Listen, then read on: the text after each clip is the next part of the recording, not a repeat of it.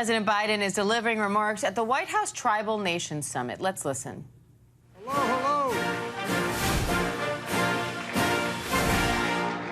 Thank you. Thank you, thank you, thank you. Please, take a seat if you have one. I say that because one day I said, take a seat, and everybody said, he doesn't even understand there's no chairs out here. Well, Deb, thank you, Madam Secretary, for that introduction. 35 generations of ancestors in New Mexico and the first Native American cabinet secretary in American history. Deb, I want to thank you for your leadership and the Interior Department and stewardship of nation-to-nation relationships that I say to my fellow leaders out there. And I mean that sincerely. To all the tribal leaders, thank you. Thank you, thank you, thank you. Thank you for being here and for your partnership. I made a commitment when I ran for president. In fact, I made a commitment when I was basically a 30-year-old senator and a student of Danny Inouye, a senator from the state of Hawaii, who made it clear to me, because I said Indian country, said, no, Indian nations, Indian nations. You know, I made a commitment my administration would prioritize and respect nation-to-nation relationships, and I'm going to make sure that happens. I hope our work in the past 2 years has demonstrated that we're meeting that commitment. And that's why I relaunched this convening and elevated event into a White House Tribal Nations Summit. Because after the previous administration failed to convene any events, anything on this scale. On my watch, we're ushering in a new era and advancing a way for the federal government to work with tribal nations. And it starts by appointing Native Americans to lead the front lines of my administration. You know, starting with Secretary Haaland, we followed dozens of Senate-confirmed Native American officials, over 60 Native American appointees all across my administration, including in the federal courts. I restored the White House Council on Native American Affairs to improve interagency coordination and decision-making. Together, I emphasize the word together. Together, my entire administration is advancing the economic agenda and making historic investments in Indian country, and I might add that are long overdue. Facing a pandemic and economic crisis that disproportionately impacted tribal nations, I invested more than $32 billion in the American Rescue Plan, the largest one-time ever direct investment in Indian country in American history. During the pandemic, Native Americans were contracting the virus three times the rate of other groups and losing their lives at twice the rate of other groups. But together, we used that funding to help tribal communities go from one of the most harmed groups by COVID to one of the most vaccinated communities in the entire country.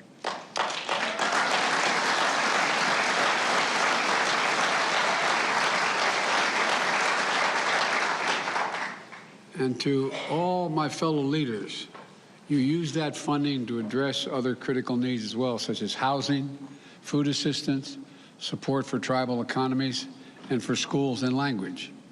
In fact, last year, Jill, my wife, traveled with Deb to the Cherokee Immersion School in Oklahoma. The Cherokee Nation used part of this funding to start building a second school and revitalize the use of the Cherokee language. By the way, she spent a lot of time on other reservations, other nations as well. I'm worried she's not going to come home one of these days when she goes. You think I'm joking, I'm telling you. If I hear more about the Navajos than I hear about me. You all think I'm kidding, don't you? Anyway, learning native language leads to better outcomes in school, builds confidence in students, and passes down old traditions to new generations. It matters, but it didn't stop there. Together, we're continuing to make a difference. I also made the largest single investment in our nation's infrastructure since President Eisenhower's National Highway Program, the biggest investment in Indian country infrastructure ever in history. More than $13 billion in rebuilding infrastructure in Indian country. And to state the obvious, is long overdue. And we're putting it to work together building water infrastructure for clean drinking water, safer plumbing systems, delivering affordable high-speed internet, repairing roads and bridges, restoring waterways that are now blocked by roads and highways that affect the migration of salmon that's essential to the livelihoods and cultures of so many tribes, electrifying diesel school buses so tribal children don't breathe that polluted air generated by diesel engines, and in South Dakota, $29 million of infrastructure funding to help us repair 2 old dams built in the 40s, and the first in the 40s, the other in the 60s, on the Pine Ridge Reservation. For years and years now, the tribes have lived in the shadow of disaster, worried the dams would break, destroy their communities. So soon they'll be able to sleep a much more peaceful night, knowing those dams have been fully repaired and rebuilt. This past summer, we're also ushered in a new era of confronting and adapting to the climate crisis. I signed a law that made the biggest investment ever in all of history. That includes $700 million exclusively for Native communities. I see our Secretary of Agriculture here, who's also made it clear and made a major contribution on seeing to it that we use farmlands to absorb carbon from the air and so much more, and pay farmers for doing it. It's going to help mitigate the impacts of extreme droughts and wildfires, rising sea levels that affect the sources of tribal foods, tribal resources, tribal traditions, tribal ways of life. It's going to bring clean electricity into your homes. It's going to develop homegrown clean energy so Indian country helps lead the future to the goal we've set of 100% carbon pollution-free electricity by the year 2035. You're all part of that, and you're going to help lead that.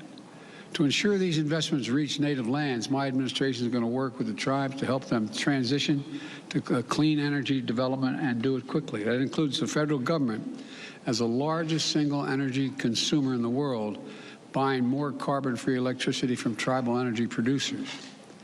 We're also going to launch a new electric vehicle initiative for tribal nations to ensure that our nationwide electric vehicle network includes Native communities.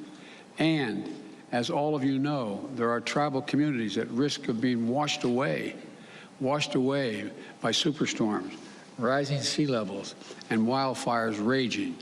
I've flown over literally several thousand acres of the storms and the fires that have been, in the West in particular, and also down in the Southwest. And it's devastating. That's why today I'm announcing a $135 million commitment to help 11 tribal communities from Maine, Louisiana, Arizona, Washington State, and Alaska to move, in some cases, their entire communities back to safer ground and pay for that. I've also requested $9.1 billion, that's with a B, billion dollars, for the Indian Health Services. I've asked Congress for the first time ever to make that funding mandatory, a mandatory part of the federal budget.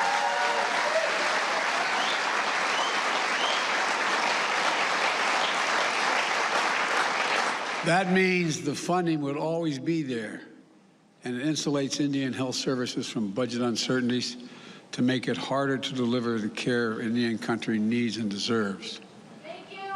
Thank you. Well, we got to get it done. I need your help in getting it done. And here's another thing that's very important to me.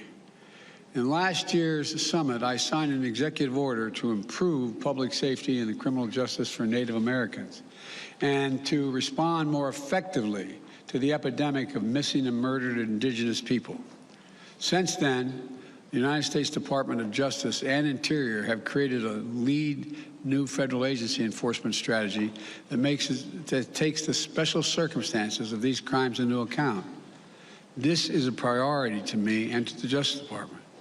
And so it's using the Violence Against Women Act, which I wrote myself 30 years ago, as my sister would kid and say, with my own paw. I sat down and wrote that because I feel so strongly about it, to end the scourge of violence against women everywhere. This year, I was proud to sign a reauthorization of this law that includes historic provisions that strengthen tribal sovereignty and safety. And today,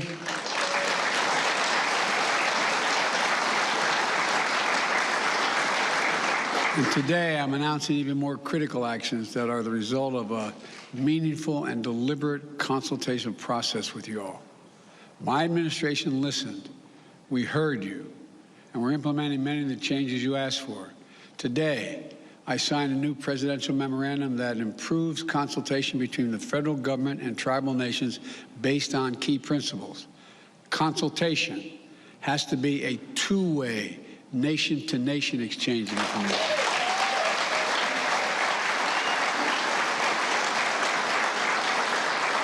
Federal agencies should strive to reach consensus among the tribes. And there should be adequate time for ample communication. Federal agencies should prepare a public record for what's transpired during those consultations, and tribal nations should know how their contributions influence the decision-making.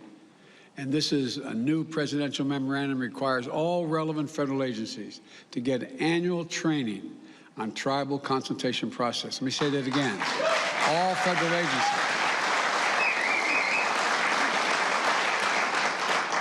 And so, folks, it's a whole changed approach.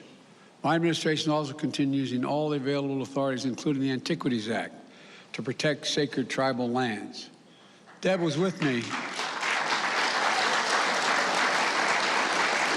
Deb was with me last year at the White House when I restored national monuments at Bears Ears and the Grand Staircase Escalade in Utah,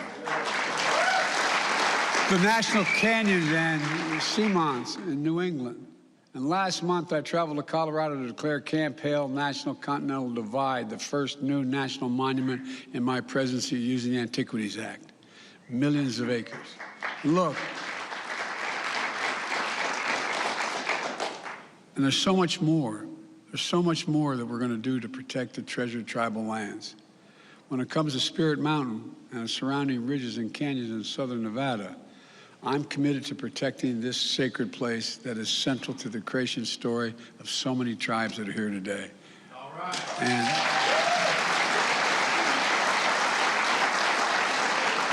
And I'm grateful to so many of you who have led the fight to protect it. I especially want to thank Nevada's congressional delegation. I know there's a lot going on. Well, I can see a couple here now. I see Dina Titus is here. Dina, how are you? Thank you for the support.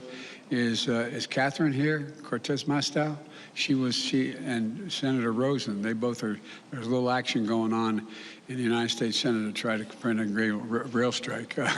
Is Representative Lee in Horsford here? Well, you got the best of the group here, Dana.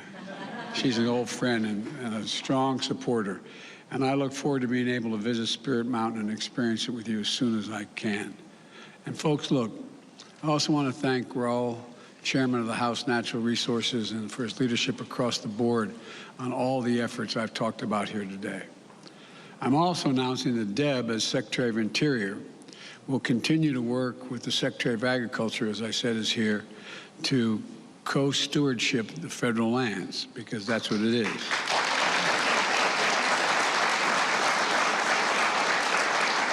We've already signed over 20 new agreements with tribes this year, giving them a greater role in the stewardship of federal lands that are important to their cultures.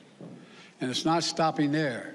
We have 60 additional co-stewardship agreements currently under review, and I'm announcing today that the Secretary of Commerce is going to formally join these efforts as well. So let me close with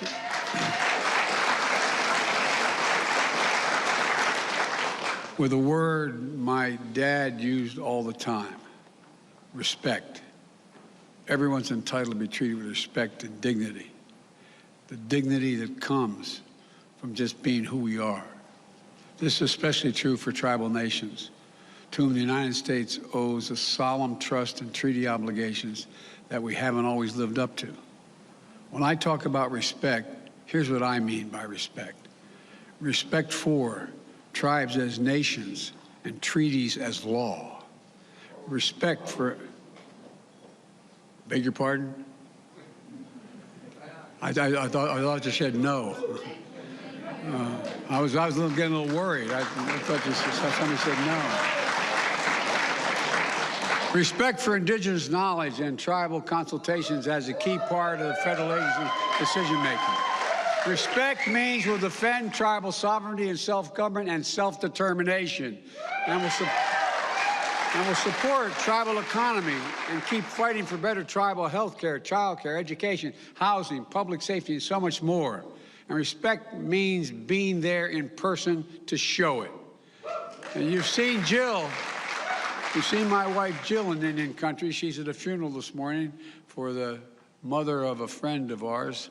And but she spent a lot of time. I've spent a lot of time in Indian country as a senator and vice president. But I can say here today, I intend to make official presidential visits to Indian country, to make it official. Do it.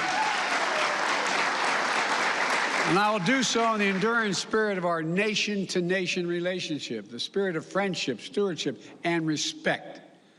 It's taken too long for us to recognize this is the only way to move forward. But my administration is doing all it can to demonstrate our commitment to those timeless ideals. So thank you. Thank you for being here. Thank you for your leadership. Thank you for your partnership. And I'm sure I'll make mistakes, but you know me. Don't hesitate to correct me when I make it. And I know you won't hesitate. But I really mean it. Hi, everyone. George Stephanopoulos here. Thanks for checking out the ABC News YouTube channel. If you'd like to get more videos, show highlights, and watch live event coverage, click on the right over here to subscribe to our channel. And don't forget to download the ABC News app for breaking news alerts. Thanks for watching.